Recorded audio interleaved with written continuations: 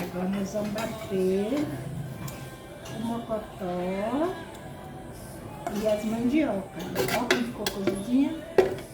Aí a gente bate junto para fazer o caldo.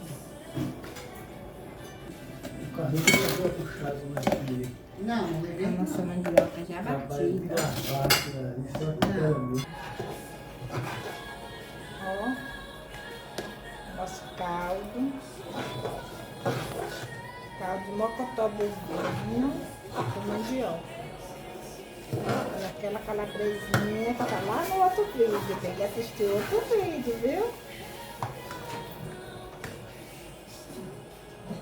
Cheirinho verde.